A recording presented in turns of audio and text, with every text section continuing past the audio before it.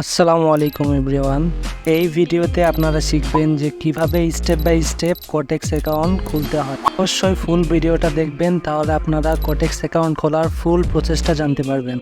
যারা ভিডিওটা নতুন দেখতেছেন তারা অবশ্যই চ্যানেলটা সাবস্ক্রাইব করে দিবেন। আর যারা ট্রেডিংয়ে ফ্রি সিগন্যাল নিয়ে কাজ করতে চান, আমার সিগন্যাল নিয়ে কাজ করতে চান, তারা অবশ্যই টেলিগ্রামে জয়েন হবেন। ভিডিও ডিসক্রিপশানে লিঙ্ক দেওয়া আছে, সেখান থেকে আপনারা টেলিগ্রামে জয়েন হয়ে যাবেন।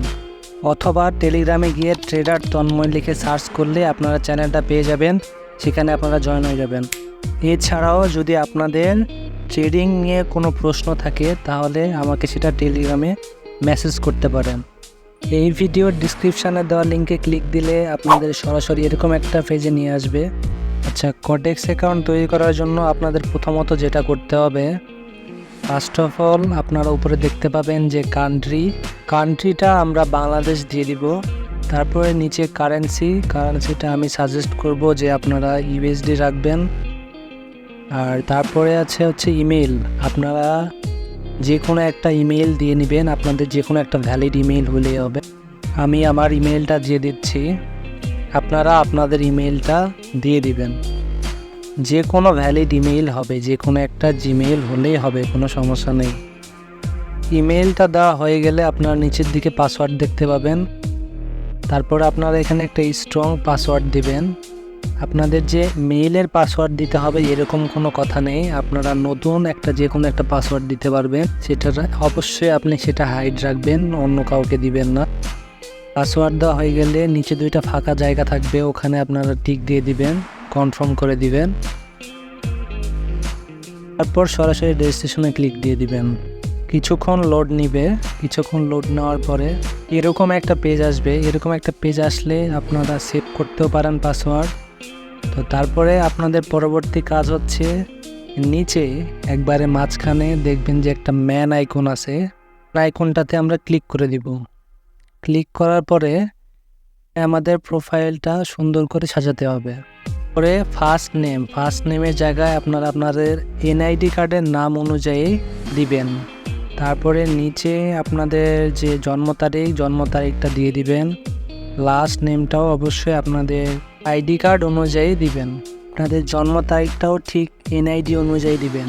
পর আপনাদের ইমেলটা ভেরিফাই করতে হবে, এটা খুবই ইজি, আশা করতেছি আপনারা সবাই পারবেন।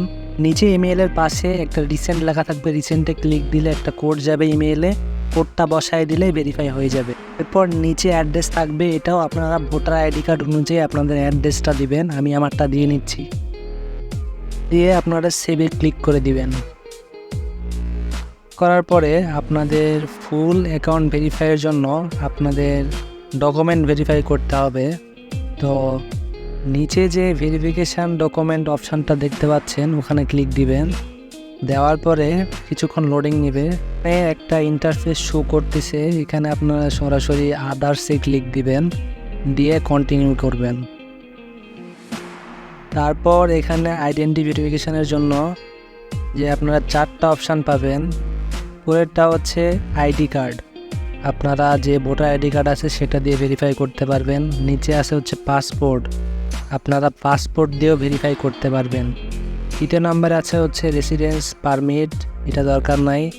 4 নাম্বার হচ্ছে ড্রাইভিং লাইসেন্স, আপনাদের যদি ড্রাইভিং লাইসেন্স থাকে তাহলে আপনার ড্রাইভিং লাইসেন্স দিয়েও ভেরিফাই করতে পারবেন।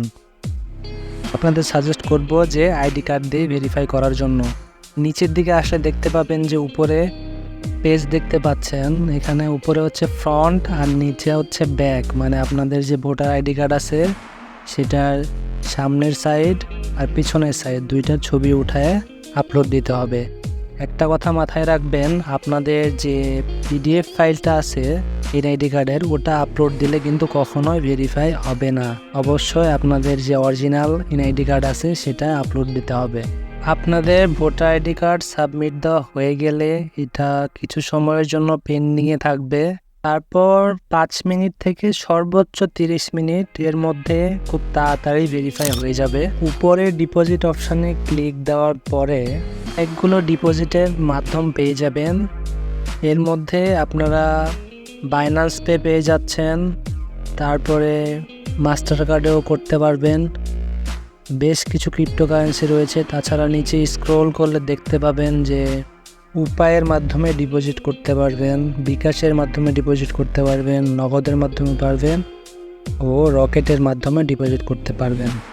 এগুলোর মধ্যে আমি আপনাদের সাজেস্ট করব যে বাইন্যান্স পের মাধ্যমে ডিপোজিট করবেন, তাহলে ইনস্ট্যান্ট ডিপোজিট হয়ে যাবে। এছাড়াও আপনারা যদি বাইন্যান্স না থাকে তাহলে আপনারা ইউএসডি থিথারের মাধ্যমেও ডিপোজিট করতে পারবেন।